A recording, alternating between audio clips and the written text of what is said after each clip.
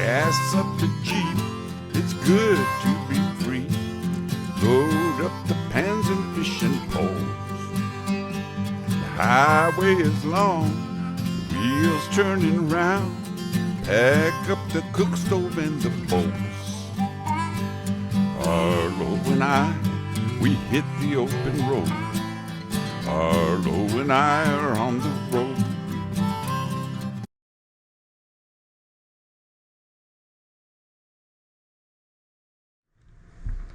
Hey everybody, this is Chef Bryan from Bryan's Black Mountain Barbecue in Cave Creek again.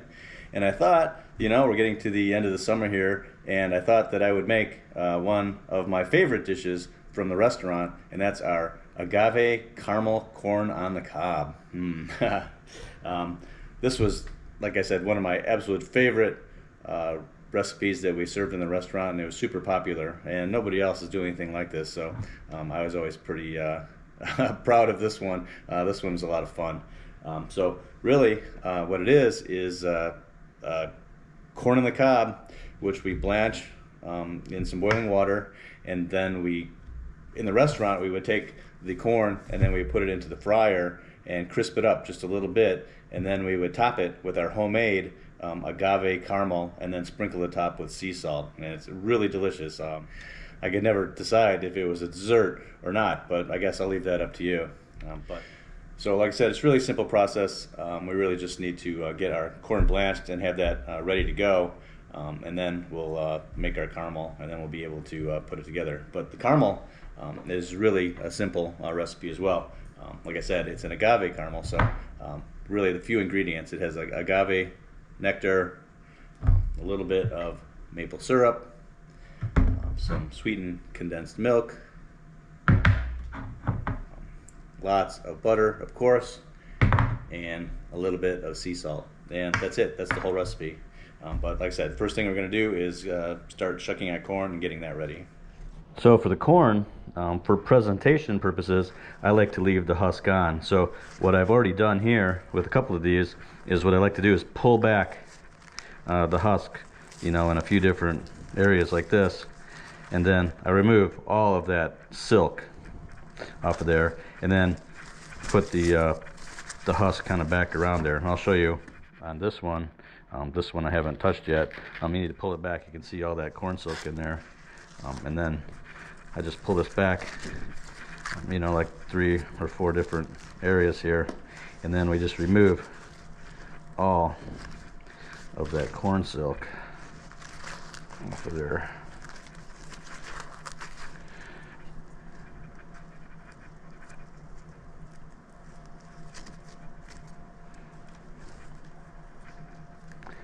Oh, this one's beautiful. Look at that. It has a nice 2-color corn on there. The other 2 actually were white. So once we get this silk over here, then we just fold the corn husk back around just like that, and then we're ready for the pot. Get rid of all this.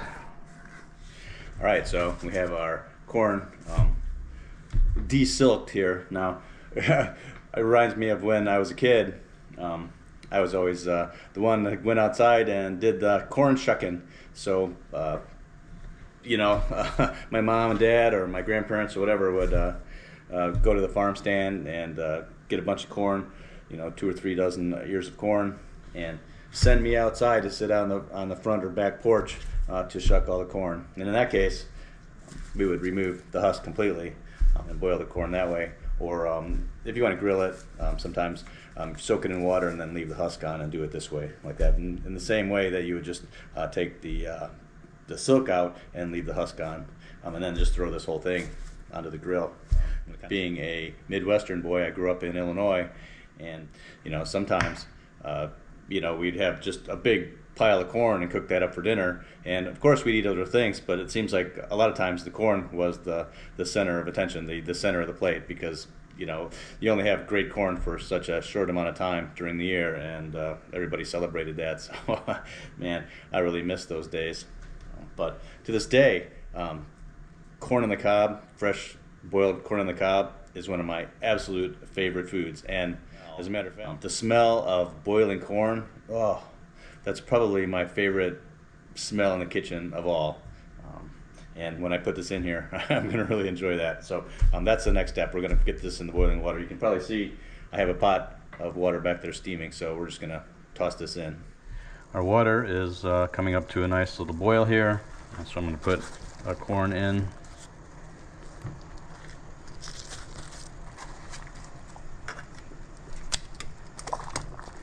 There we go. Okay. Oh, and there's that smell. That smell of corn in the water. Oh man. And then again later, that smell of that corn with the butter on it. Oh man, that's just a smell of my childhood. So we're just going to leave this in here for a few minutes just to blanch, and then we're going to take it out and we'll get ready and make our agave caramel. So our corn has been in the boiling water for about 8 minutes. So I'm going to turn this off. I found that the best way to boil corn, now some people do it for like 2 to 5 minutes. I found for myself that somewhere between 5 and 10 minutes is about perfect. This has been about 8 minutes, so I think this is going to be great for us. So we'll take this out. We'll set it on a plate and let it cool a little bit. And then we'll move on to the next step, which is to make our agave caramel.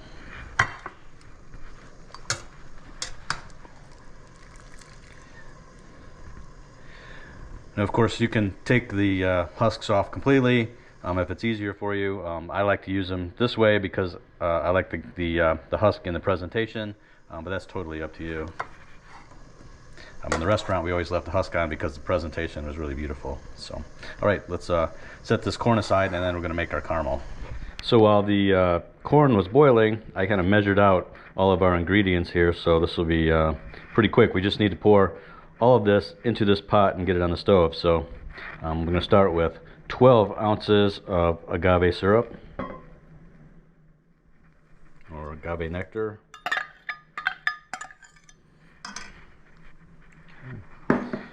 4 ounces of real maple syrup. Don't use that crummy fake kind. And I need 10 ounces of sweetened condensed milk. This can is 14 ounces, so actually it doesn't matter. I'll just put it all in here.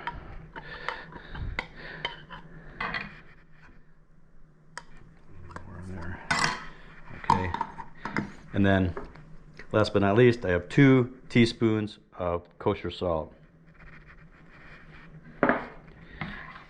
Now is time to mix it all up and get it all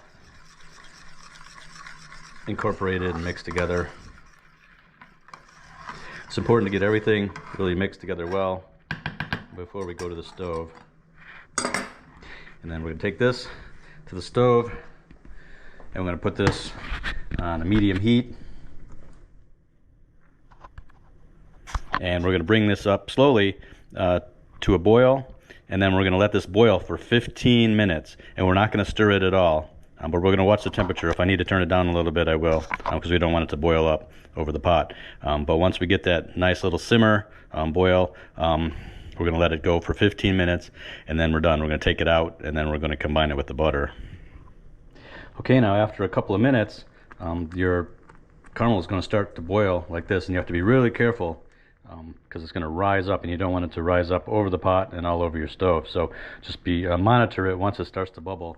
But I have it kind of pulled off the heat a little bit here. I got really close. I caught it just in time.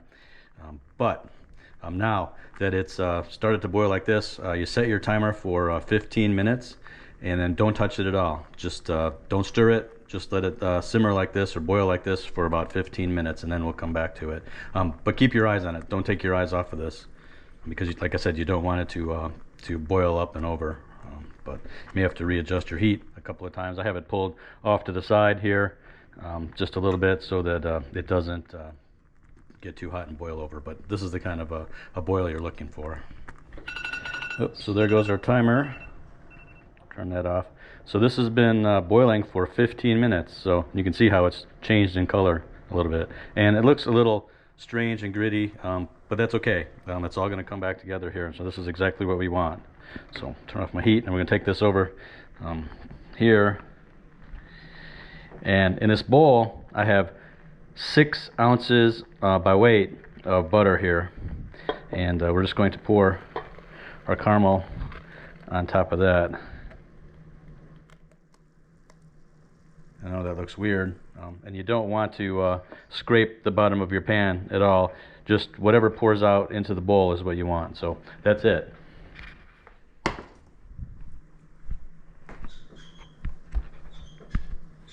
Okay, and then we're just going to whisk this together.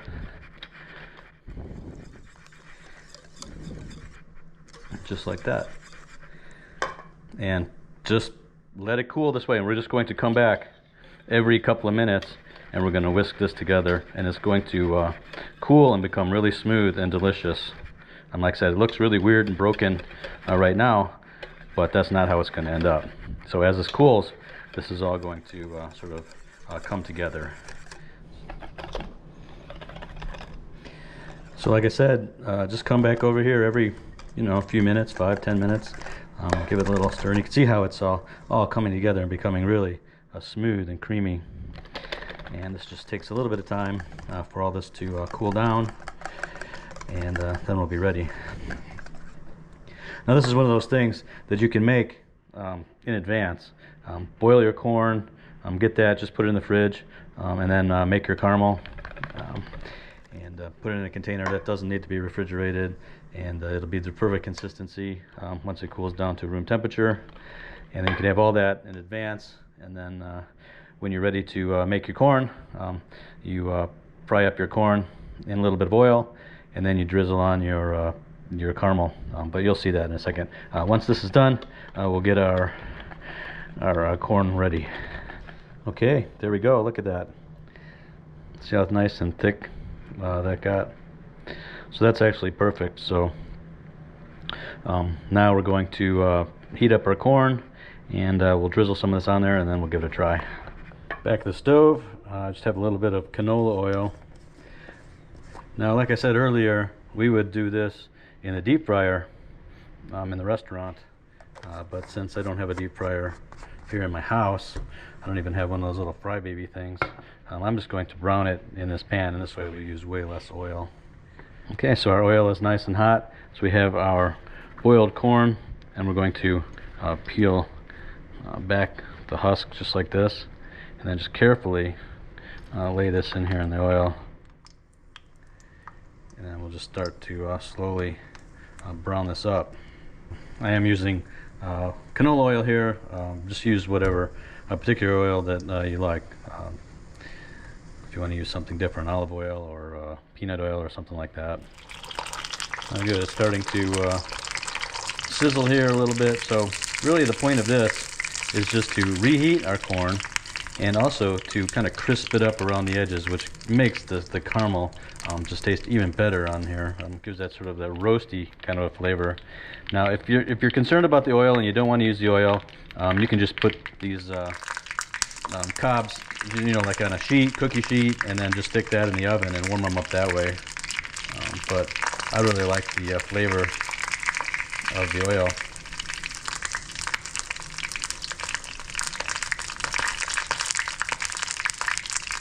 You can also do this on the grill, if you want that sort of smoky flavor. But like I said, I really like the flavor of of kind of frying it in the oil. And then once you get all the sides a little bit crispy, we'll be done. Just be very careful because this oil is really hot. That looks really good. So I'm going to put it on a paper towel. We'll put this aside, and then actually I'm going to dab that a little bit to get some of the extra oil off of it, and then we'll take it over to our cutting board. Just like that. Now we don't want it to be, greasy, but it's nice to have that flavor from roasting it in the oil. Okay, and then I like to cut this into 4 pieces, just like this, so it's easier to eat.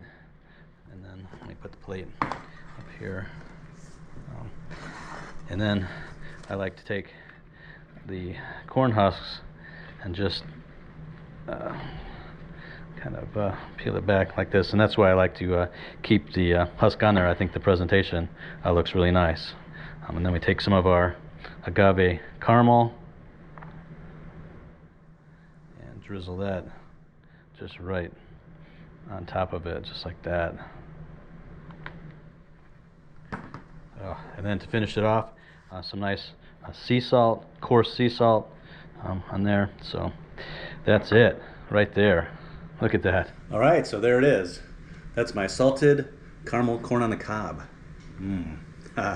This is a good one. Make sure you have lots of napkins for this one.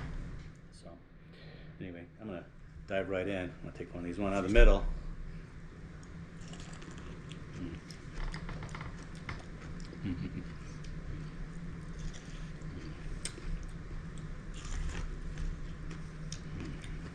It tastes so good.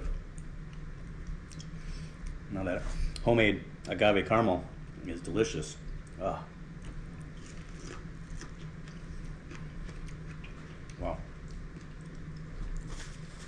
It's messy, but delicious.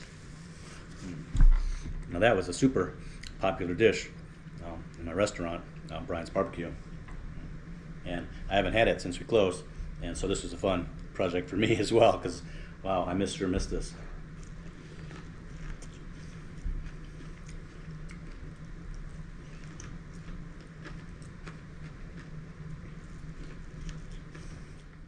Now that's really tasty. I know it's a play on words, caramel corn on the cob, but it works really, really well. And then the salt, get a nice coarse sea salt, put on top. This gives that little bit of crunch while you're eating it. It's super sweet, but that is so good, and it's fun to make, and it really makes an impression. You know, if you're having a dinner party or something, to bring these out, everyone a plate, everyone gets their own. You could do it in bulk too. You could actually remove the husk, and then you can just have all of the corn cobs lined up, you know, in a nice serving tray, and then drizzle the caramel on top of that, and then salt, and then just bring it all out, say like in a serving platter, maybe something like this, you know, with all the corn in there, and then you can do that too, and then that looks nice, really nice as well. But I kind of like the presentation with the corn husk attached. And then this one, the one last piece, this is my favorite piece right here. This is the easiest one to eat because it has a handle on it. So good. Wow. Like I said, lots and lots of napkins. Anyway, thanks so much for following along. If you were a fan of Bryan's BBQ, hopefully you remember this dish, and I hope you make it at home. And if you'd like to follow the rest of my adventures, please subscribe to my channel here. And I do tons of fun stuff all the time, and I post every Thursday and every Sunday. So, Yes. anyway, if you like this video, please like, please subscribe. That always helps us a lot. And we'll see you in the next one. All right, bye-bye. Arlo and I, we hit the open road. Oh, and I forgot to say, once you make this batch of caramel, it lasts for weeks. So this will do a whole bunch of ears of corn. So just put a lid on it, just put it on your counter, and it'll last for weeks unrefrigerated. But you can also put it in the refrigerator and it'll last even longer. But then you have to thaw it out. Hope you enjoyed it. I'll see you next time. Bye.